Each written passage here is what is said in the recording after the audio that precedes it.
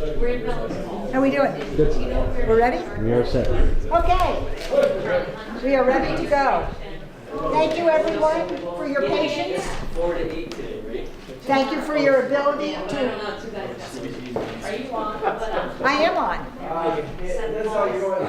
All right, everybody. You can't hear me? Is that better? Is that better? It's on. Barely. You gotta raise the volume up. Okay. Do you know how to do that? I think It's towards the left, I think. Well, I'll just bellow for right now. How about that? We're a small group. Thank you for your patience. Do you need the mic, Alex? No. Good. So as a warm-up, it's Gary Fox's birthday. We aren't going to sing, we're just going to shout, happy birthday, Gary. 1, 2, 3. Happy birthday, Gary! That's the kind of village we are. Okay, welcome. I'm Amy Howlett, and I welcome you as the chair of the Saxtons River Village Trustees. Is it coming through any louder? Yes. Great. Yeah. It's exciting to have people here once again as we meet for the final time to finish off this municipal planning grant. This has been a journey with the University of Massachusetts at Amherst Consulting Team exploring the west end of Main Street. Exits where the red signs are, bathrooms are on the first floor. You know the drill by now. Most of you have been here every single time. As usual, we thank the Rockingham Planning Commission who started this ball rolling, the Saxtons River Village trustees who liked the idea, and Ellen Clark Lawrence is here representing them, the town of Rockingham crew, Scott Pickup, Gary Fox, and Chuck Wise who advised us, and Main Street Arts hosting us here tonight. We also thank all of you in the room, watching on the live stream, and in the village for all of your comments, your feedback, and your consideration during this process. Tonight is our last opportunity to work as a group with the UMass consulting team. They will still submit a final report in mid-February that contains all of the information from all of their encounters with residents. So for example, when they were tabling outside the post office on that Saturday morning, that information will be in there as well. I do want to remind you this is not your last chance to have input into the process, and I would recommend that the place you bring that input is the village trustee meetings. We meet on the first Monday of every month unless it's a holiday, and then it's typically a week later on that Monday. I think, you know, we're not going to, this is not the kind of thing where you get to the end of the sentence, put a period, and you're done. So I expect that we will be talking about these things for a while. Trustees, just to review, Carl Ball, Matt Brennan, Ellen Clark Lawrence, Rick Holloway, and me. So without further ado, I will introduce Susan Still, the president of Main Street Arts, to let us know her plans, and she will yield the floor to Robert Ryan and Julia Slater from the UMass at Amherst. Susan, you're on. Thank you. So I'm Susan Still. I'm the chair of the board of Main Street Arts. And I know many of you have wondered about MSA's plans for the dish. So I've been asked to say a few words. The dish was given to MSA several years ago by Jim and Jane Macri and served as an invaluable asset at a time when the organization was producing large theater productions. In that time, it was used as a workshop and storage space for a huge collection of props and costumes. Over the last 3 years, MSA has had to reconfigure its programs in response to the pandemic, and is now operating on a much smaller scale. Our programs no longer require the same storage space, and our budget can't afford the costs associated with maintaining the building. As you've heard during this process, there is a lot of water damage and significant structural issues that make its renovation beyond the scope of the organization. We also pay sewer fees, manage the moldy contents, and remove fallen trees and brush each year. Even these costs present a real burden of time and money.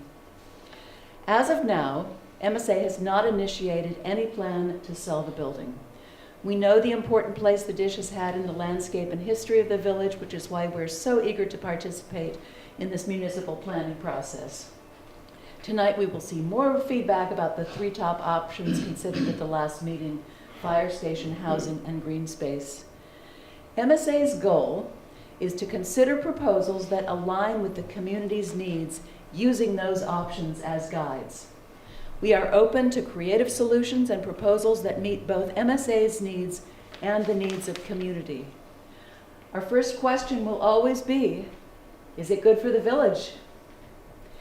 We will also be looking to see that there is viable funding to develop the property within a timely manner so that the place does not sit abandoned. We will also want to make sure that any plans include remediation of toxins that are found during excavation. We are very grateful for the insights that have come from this process and eager to collaborate further on any plan to meet the goals of this community. We look forward to seeing the property developed into something useful for Saxtons River. Thanks. Thank you. Great, thank you very much. My name is Robert Ryan. I'm a department chair and professor of landscape architecture and regional planning at the University of Massachusetts Amherst, and we're so excited to be back here for the 3rd time this fall, now moving into winter, here in the village, helping you develop a vision for this property and to look at the future. So without any further ado, I want to introduce Julia Slater, who's been sort of the lead on this project, and she'll present sort of summary of what you've done to date and then talk about 3 alternatives in more detail. So I'll turn it over to Julia. But before I do, I want to shout out to Emily Hodos, who's in the back taking notes for the Q&A for us, who's another one of the graduate students who worked on the project as part of the public participation class at UMass. So here's Julia.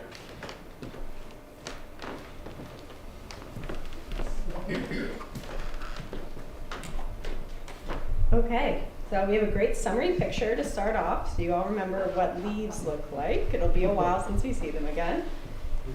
So the first couple slides, if you were at the last meeting, are pretty much repetition of what was shown, so I'm going to go through them pretty quickly. Our little meeting agenda, so we're going to go through a little recap of the previous meetings, and then we're going to sort of show you the analysis of what came out of meeting 2, and then we're going to show you the final concept designs, which will be our recommendation, and we'll do a little next steps, and then we'll do a Q&A at the end. Okay, so meeting 1 summary. You filled out these visual preference surveys. We showed you a bunch of images. You ranked them on a scale of 1 to 5. You came out with our top 3 images here. And what we got out of this was sort of this information, that you were interested in commercial space, that you were interested in street greening, preserving New England style, activating the sidewalk. These were the bottom 3 images that came out of the visual preference survey. So out of this, we got that you do want to maintain that Main Street feeling. You don't want it to be super rural, like a bike path through the woods, not too urban, finding a nice balance, and really considering how auto traffic and pedestrian traffic are interacting.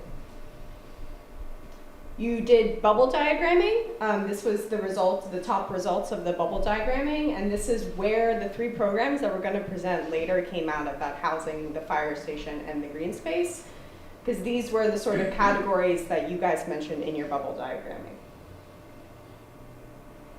We also did Saturday tabling, which was a repetition of the visual preference survey. We actually did not do bubble diagramming at the Saturday tabling. We just had people write down on a poster board ideas for the west end of Main Street. We also bribed them with donuts. So meeting 2 came along. And we took everything from meeting 1, we brought it to meeting 2. This is sort of an image of one of the poster boards that we formed out of meeting 2. So housing was one of our programs. This is one of the sketches that we showed. This is a sampling of some of the pro comments. So we asked you for pros and we asked you for cons for each of these 3 programs. So these are direct quotes that I just took off of sticky notes and put up here. So these, I think, sort of capture the feeling of the overall consensus of the group. So there were, for the housing, there were a lot of comments that were really focused on logistical information like parking and sewer and like, is there, you know, enough space for this on the street?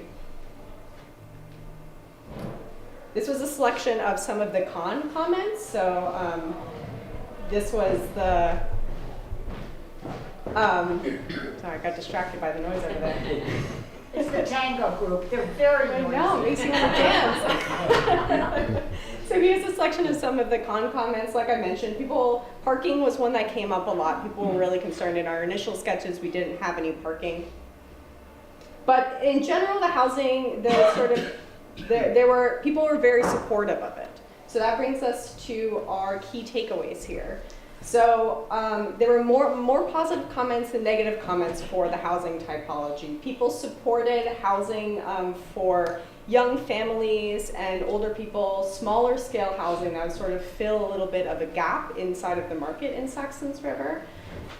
There were definitely logistical concerns, which of course there are, and there was concern about, you know, making sure it's integrated with, you know, the green nature of Saxtons River and with the aesthetic of the Main Street as a whole. And then we had our park options. Here's a small selection of the pro comments. So people liked the park options that were not super over-designed, more simple, that could offer parking for the post office. And also offer something that the park across the street did not offer. For con comments, the number one comment we got is, this is redundant, which that is true. So that was duplicated the most, but then there was some concern also about the expense of another park. You know, how do you keep it clean? Who's upkeeping it? Is it volunteers? Do you need to pay a landscaping company? So the key takeaways we got from that is there is interest in adding more green space, but maybe not necessarily a whole new park, and that they would like it to be somewhat differentiated from your existing park, which is very nice that it's across the street. And then we need to make sure to take into consideration those long-term expenses. Am I going too fast through these? No. So we come to the fire station. So the selection of pro comments, you know, there have always been support for the fire station. We understand that the current fire station needs some solution to it, so there was support for that. People liked the idea of having parking for the volunteers. It's very practical. In terms of the con comments, we did get a fair number of comments. There were people saying they just did not want the fire station there. There was also a lot of comments that were much more nuanced, like people wanting to hear the results of this ongoing sort of study of all of the fire safety in the town of Rockingham before making a big decision like this. There's also a lot of confusion and misinformation about what do we need in the new fire station, where is the best place for the new fire station. So the con comments here were much more complex and in-depth, and I think the results of the ongoing fire safety study will probably answer those more than this urban planning grant. So these are the key takeaways. Another concern was the concern over funding, just like the park and housing. You know, how are we going to pay for this? So based off of both meetings, meeting 2 and meeting 1, our recommendation would be to, in the end, do some sort of housing, ideally with mixed-use ground floor. So here is a more evolved site plan. So we have a sort of, there we go, an L-shaped building here. We have a small plaza out front that offers some amount of public amenity and can be paired with the Main Street Arts as well. And then in the back, we just have a little area for residents, and also we squeeze in some parking here. This parking would require some amount of regrading because the hillside sort of comes in here, but I think it could be within the realm. And you can think of it 2 ways. You can think of it as all residential. We definitely heard in the second meeting, more than the first meeting, people have concerns over having commercial space given the sort of existing vacant commercial space. But going off of sort of the energy from the first meeting we got a lot of support for images and ideas that had to do with commercial or retail or restaurant space. So, you know, if this project happens in a couple years, and I know since I've started working on this project, a number of people and businesses have started to get into motion. And so if that keeps going and that energy keeps going and you, as a village, you decide you're all ready to have more retail space, you could easily have on the ground floor some mix of retail and commercial space. I mean, retail and housing space. So this is just looking at the existing setbacks and property boundaries in case people are curious about that. And this is looking at the proposed building with the current site plan. So you can see the existing building in here. This is the footprint of the existing building. And if we look at the square footage of the existing building, the ground floor square footage is around 6,388. And the proposed square footage we have is actually less. So it's 4,800 around there. So one of the comments we got is people were concerned that what we were proposing was too big for the site. So I just want to contextualize a little bit of how big the current building on the site is. Now this building that we're talking about would need to be about 3 stories. Looking at apartment buildings that are being built around here, 12 units is about the tipping point of sort of economic viability of being able to build an apartment building and have it be, you know, make money or at least net out rather than lose money. And this would also offer tax revenue to the town, which the other 2 programs wouldn't. So in the end, it would bring money into the town. We're proposing the park as another option for a placeholder. So one of the things that came up in the meeting, and like Susan mentioned, is there is some concern over the sort of structural integrity of the building next door, its long-term plan, you know, and Main Street Arts is really committed to doing what's right in the long term, but what happens in the short term if the building becomes a liability. So this proposal is very simple, just simple lawn space here with just a concrete pad with some shade sails. Keeping costs really low, keeping construction really low, something that could be implemented quickly. Plantings that are low, nothing like trees that could be dug up. They could be moved to Main Street Arts or somewhere else in town when the site eventually gets developed.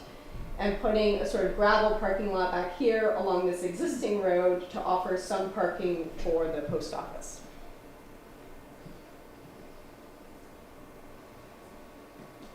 And for the fire station, although we know the fire station is more complicated and there's a lot of moving parts for that, we did want to, you know, wrap up all 3 options that the village was interested in. We recommended just going with the most basic fire station. People did not seem overly keen on our proposal to sort of add community spaces, add, you know, do combo programs. They really were just interested in the utility of it. I am showing some additional post office parking over here.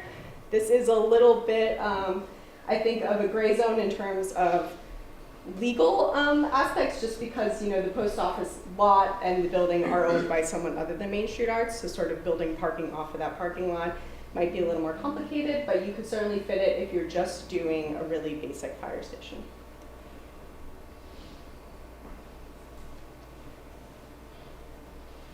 And we were also asked to look at possible traffic calming solutions, specifically for the west end of Main Street. So these are just ideas that we've seen in other places that have worked well. Excuse me.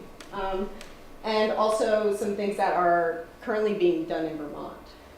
So one option would be to reconfigure the long crosswalk that's right outside that goes from sort of right over here to our right and goes across the park that goes a huge stretch of road, and putting some sort of stop in the middle so that way pedestrians can cross that and feel a little safer, so they don't have to be looking right and left and right and left. They can just look left and they can just look right rather than just flipping their head around.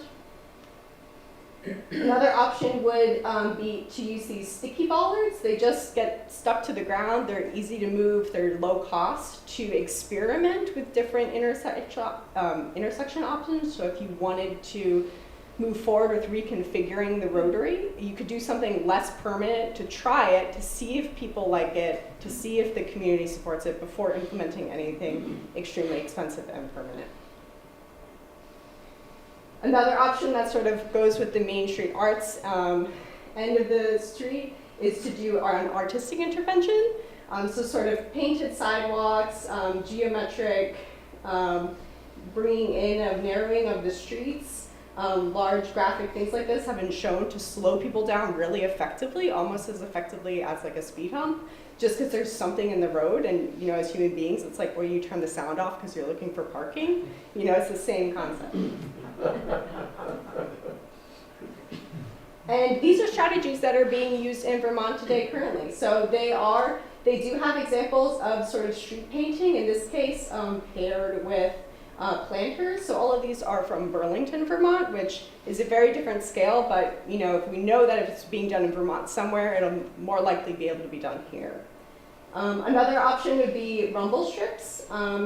There's concern from the highway department over doing full-blown speed humps because of the plows, but something really small like rumble strips would not interfere with the plows, but would, you know, provide some sort of auditory and, you know, physical indication that you need to slow down.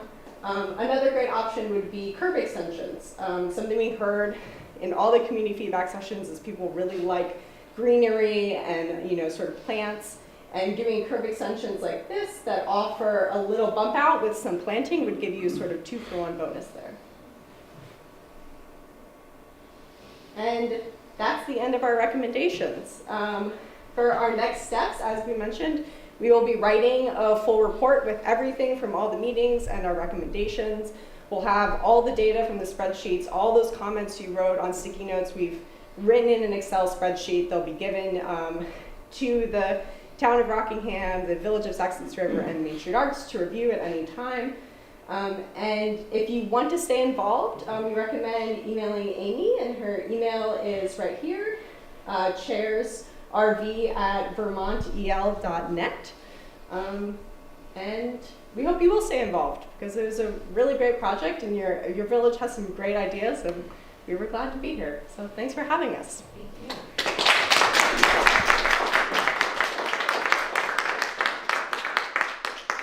We'll take questions or comments. Question. So just so I'm clear, for the housing option, is it? You said it would be potentially 3 stories.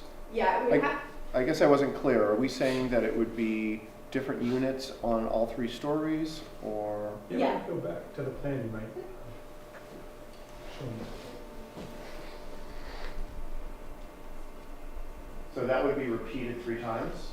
Yep, you can go back to the one that's the all housing. Yep.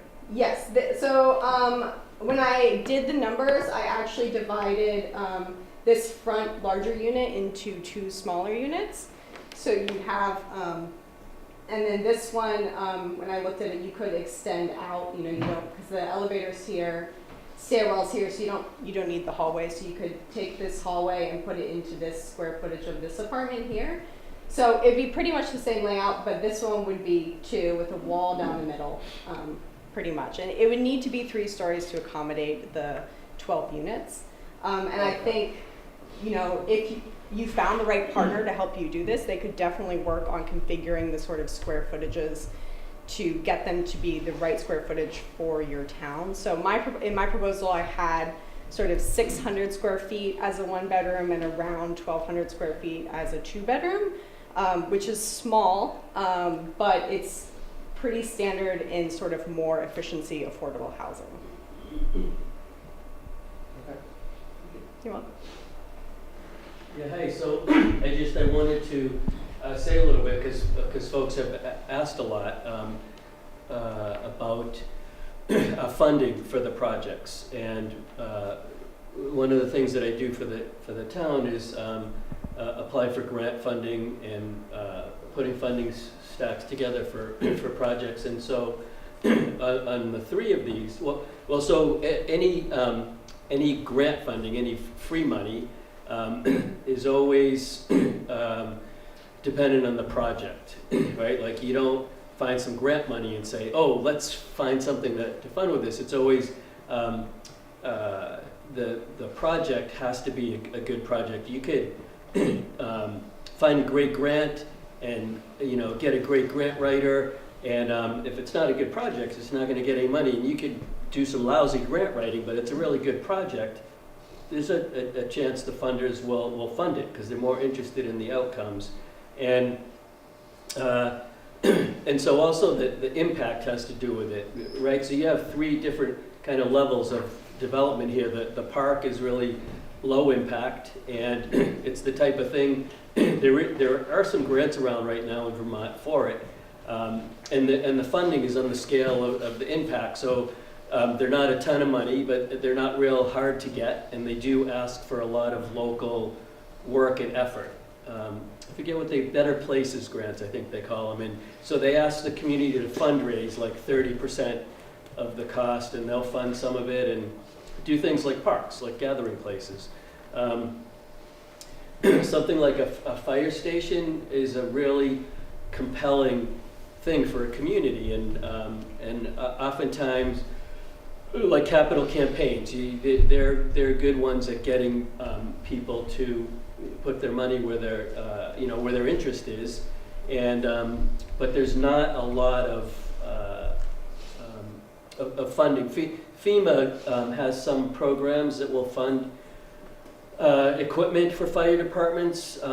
Fire stations generally tough. In some communities, the USDA will put a little money towards it. They max out at like $50,000 grants. The rest is loans, and I think these were spec'd at like $600,000 or something. The fire stations, and then the housing projects. There are a lot of ways to fund that. It's the most expensive project, but it also has the most impact and the widest variety of types of grants or private funding, or probably not a new market tax credit census tract, but yeah. So I guess that's basically it. Any of the projects you could find ways to fund them. Mixed use might have more different types of funding you could put into them, but again, as you said, if you're building a 12-unit housing complex, that's enough that any of the housing agencies will do. The private investors, they can get a good return on their investment. So all of them are definitely doable. People had asked a lot about funding and grants, so I just wanted to just give a little overview of how they would relate to the 3 projects from my experience. Thank you. Just a point I want to make real quick. A comment we got a lot was concern over like developers. People sort of associate housing with developers, but there also are some really great organizations that are not like, in it for the money, 3 houses, like rolling in dough sort of developers. There's some really great organizations that are really committed to building affordable housing to, help keep people in communities where they wouldn't be able to go. And so I do want to assure people there are people who build housing who are not, Disney villain developers. They do exist. I just want to let people know that. And I'm sorry, so also just to piggyback on that, and when you say affordable housing, there's, that could have different connotations. So as you said, incremental developers and developers with good intentions that can build quality housing units that are affordable without necessarily being affordable housing units that are income restricted, and some people wouldn't be able to rent there. So in our region, Wyndham Housing Trust seems to be the group that develops a lot of housing and smaller scale housing in our neighboring towns, and they've got quite a good track record. And I would hope that one of our next steps might be to, if housing seems to be the way we want to go, approaching Wyndham Housing. Well, they have 7 houses in Saxtons. Right, so this is a logical. They're over here. Yeah.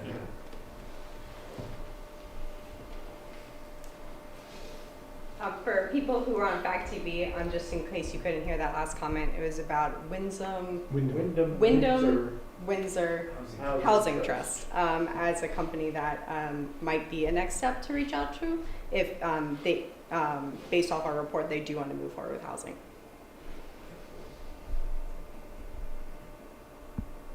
Anybody else?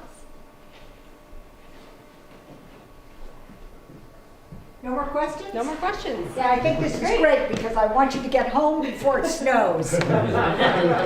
Thank you, everybody. And final pitch, village trustees, by all means, bring your issues to us. You do not need to be a resident of the village to come to any public meeting. They're all open and there's always public comment. Whose hand? That was me. Ellen. I just want to thank you, Amy, for facilitating this and your investment and dedication towards this project. Thank you, Ellen. So thank you. Thanks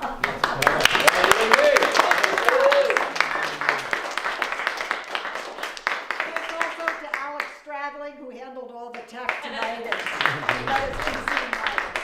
Thank you. Great. Thanks, everybody. Thank you. Should have sworn to silence.